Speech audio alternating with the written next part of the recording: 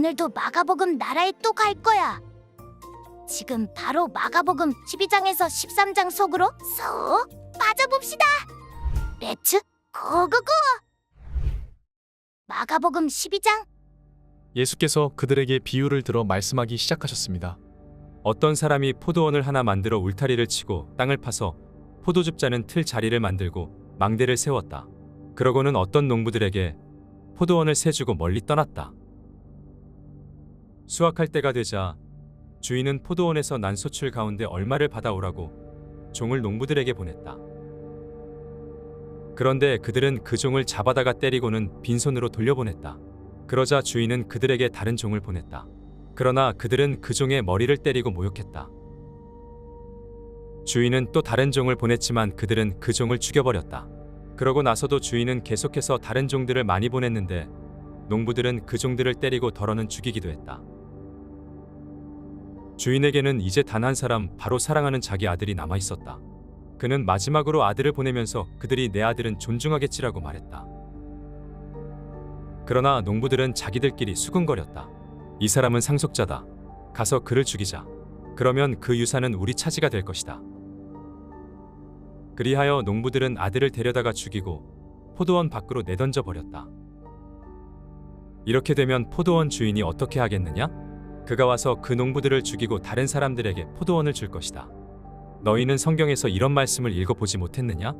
건축자들이 버린 돌이 집 모퉁이의 머릿돌이 됐다. 주께서 이렇게 하셨으니 우리 눈에 놀랍게 보일 뿐이다.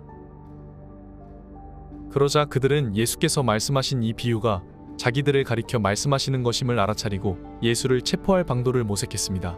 그러나 백성들을 두려워해 예수를 그대로 두고 가버렸습니다. 그들은 예수의 말씀을 트집 잡아보려고 바리새파 사람들과 헤롯 당원들을 예수께로 보냈습니다. 그들이 예수께 다가와 말했습니다. 선생님, 우리는 선생님을 참된 분으로 알고 있습니다. 선생님은 사람을 겉모습으로 판단하지 않기 때문에 사람으로 인해 동요되지 않고 하나님의 진리를 참되게 가르치신다고 들었습니다. 그런데 우리가 가이사에게 세금을 내는 것이 옳습니까? 옳지 않습니까? 우리가 세금을 내야 합니까? 내지 말아야 합니까? 예수께서는 위선적인 그들의 속셈을 다 아시고 말씀하셨습니다. 왜 너희가 나를 시험하느냐? 데나리온 동전 하나를 가져와 내게 보이라. 그들이 동전 하나를 가져오자 예수께서 그들에게 물으셨습니다. 동전에 있는 얼굴과 새겨진 글자가 누구의 것이냐? 그들은 가이사의 것입니다. 하고 대답했습니다. 그러자 예수께서 그들에게 말씀하셨습니다. 가이사의 것은 가이사에게 바치고 하나님의 것은 하나님께 바치라. 그들은 예수께 몹시 감탄했습니다. 부활이 없다고 주장하는 사두개파 사람들이 예수께 와서 물었습니다. 선생님, 모세가 우리를 위해 쓰기를 만약 형이 자식 없이 아내만 남겨놓고 죽으면 동생이 그 형수와 결혼해서 형의 대를 이을 자식을 낳아야 한다고 했습니다. 그런데 7 형제들이 있었습니다. 첫째가 결혼을 했는데 자식 없이 죽었습니다. 둘째가 그 형수와 결혼을 했는데 그도 역시 자식 없이 죽었습니다. 셋째도 마찬가지였습니다. 그렇게 7 형제 모두가 자식 없이 죽었고 결국 그 여자도 죽었습니다. 7 형제들이 다 이 여자와 결혼을 했으니 부활할 때 이 여자는 누구의 아내가 되겠습니까?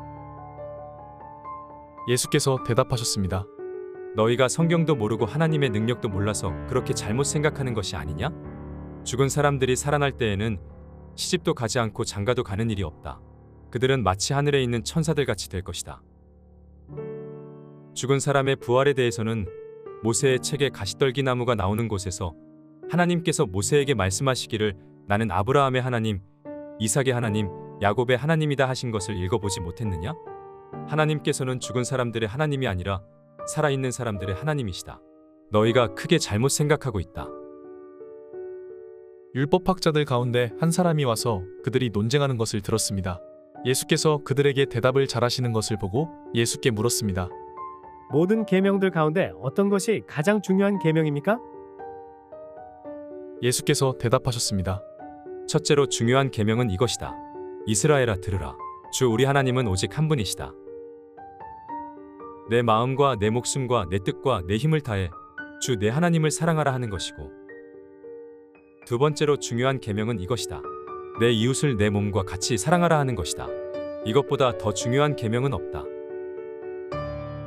그 사람이 대답했습니다. 선생님, 옳은 말씀입니다. 하나님은 오직 한 분이시고 하나님 한 분 외에는 다른 신이 없다는 말씀이 옳습니다. 온 마음과 모든 지혜와 온 힘을 다해 하나님을 사랑하는 것과 이웃을 자기 몸같이 사랑하는 것이 모든 번제물과 희생제물보다 더 중요합니다. 예수께서는 그가 지혜롭게 대답하는 것을 보시고 너는 하나님 나라로부터 멀리 있지 않구나. 라고 말씀하셨습니다. 그 뒤로는 감히 예수께 더 묻는 사람이 없었습니다. 예수께서 성전에서 가르치시면서 물으셨습니다. 어째서 율법학자들이 그리스도를 다윗의 자손이라고 하느냐? 다윗 자신이 성령으로 감동돼 이렇게 친히 말했다. 주께서 내 주께 말씀하셨다.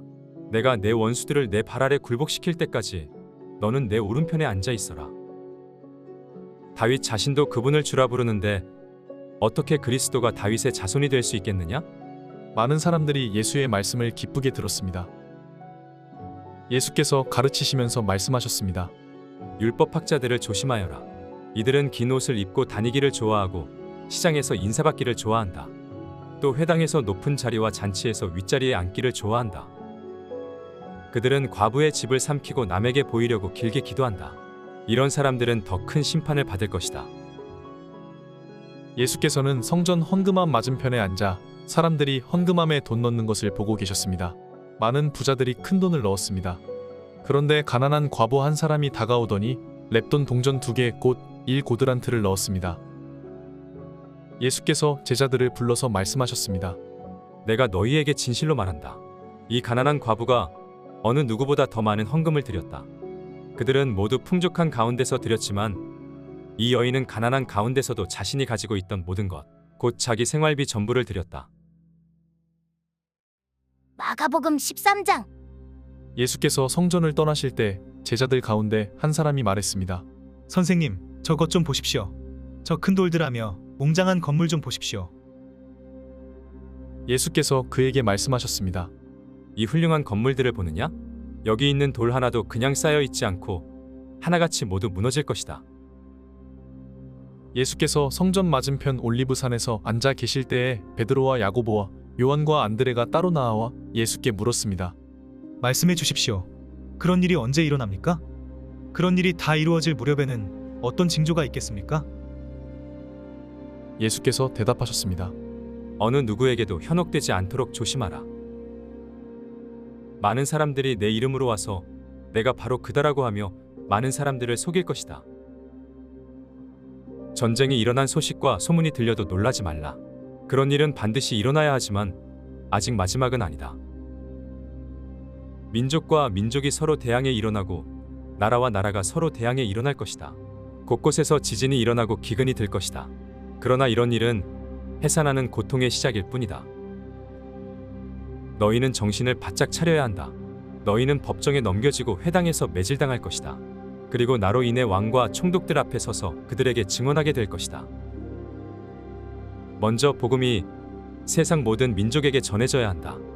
너희가 붙잡혀가서 재판을 받게 될 때에 무슨 말을 할지 미리 걱정하지 말라. 때에 맞게 너희에게 주시는 말만 하면 된다. 말하는 분은 너희가 아니라 성령이시다. 형제가 형제를, 아버지가 자식을 배신해 죽게 내어줄 것이다. 자식들이 부모를 배역해 죽게 만들 것이다. 모든 사람들이 나로 인해 너희를 미워할 것이다. 그러나 끝까지 견디는 사람은 구원받을 것이다.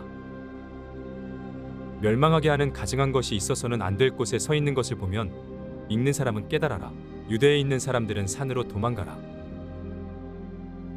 자기 집 지붕 위에 있는 사람은 거기서 내려오지 말고 물건을 가지러 집 안으로 들어가지 마라. 들에 있는 사람은 겉옷을 가지러 돌아가지 마라. 임신한 여인들이나 젖먹이는 어머니들에게는 그날들이 얼마나 끔찍할지 모른다. 이런 일이 겨울에 닥치지 않도록 기도하라. 그때가 환난의 날들이 될 것이기 때문이다. 이와 같은 환난은 태초에 하나님께서 세상을 창조하신 이후 지금까지 없었고 또 앞으로도 없을 것이다. 주께서 그날들을 줄여주시지 않았더라면 아무도 살아남지 못할 것이다. 그러나 주께서는 자신이 택하신 사람들을 위해 그날들을 줄여주셨다. 그때 누가 너희에게 보라, 여기 그리스도가 있다. 보라, 그리스도가 저기 있다라고 해도 믿지 말라. 가짜 그리스도들과 가짜 예언자들이 나타나 표적과 기사를 보이면서 가능한 한 택함받은 사람들까지도 미혹할 것이다. 그러므로 정신을 바짝 차리라. 그때가 오기 전에 이 모든 것을 너희에게 미리 일러두는 것이다. 그러나 환난이 지나가면 해가 어두워지고 달이 빛을 내지 않을 것이며 별들이 하늘에서 떨어지고 하늘의 세력들이 무너질 것이다. 그때 사람들은 인자가 큰 권능과 영광 가운데 구름을 타고 오는 것을 볼 것이다. 그때 인자가 천사들을 보내 택함받은 사람들을 땅끝에서 하늘 끝까지 사방에서 모을 것이다. 무화과 나무를 보고 배우라. 그 가지가 연해지고 새잎이 돋으면 여름이 가까이 왔음을 안다. 이와 같이 이런 일들이 일어나는 것을 보면 그때가 바로 문 앞에 가까이 온 줄을 알라. 내가 너희에게 진실로 말한다. 이 세대가 지나가기 전에 이 모든 일이 일어날 것이다. 하늘과 땅은 없어질지라도 내가 한 말들은 결코 없어지지 않을 것이다. 그 날짜와 그 시각은 아무도 모른다. 하늘의 천사들도 모르고 아들도 모른다. 오직 아버지만 아신다. 정신을 바짝 차리라. 항상 깨어 있으라. 그때가 언제 올지 알지 못하기 때문이다. 그것은 여행을 떠나는 사람에 비유할 수 있다. 사람이 집을 떠나면서 자기 종들에게 권한을 주고 각 사람에게 할 일을 맡기고 자기 문지기에게 집을 잘 지키라고 명령하는 것과 같다. 그러므로 너희는 항상 깨어 있으라. 집주인이 언제 돌아올지, 곧 저녁이 될지, 한밤이 될지, 새벽이 될지, 아침이 될지 모르기 때문이다. 그가 갑자기 돌아와 너희가 자고 있는 모습을 보게 되는 일이 없도록 하라. 내가 너희에게 하는 이 말은 모든 사람에게 하는 말이니 깨어 있으라.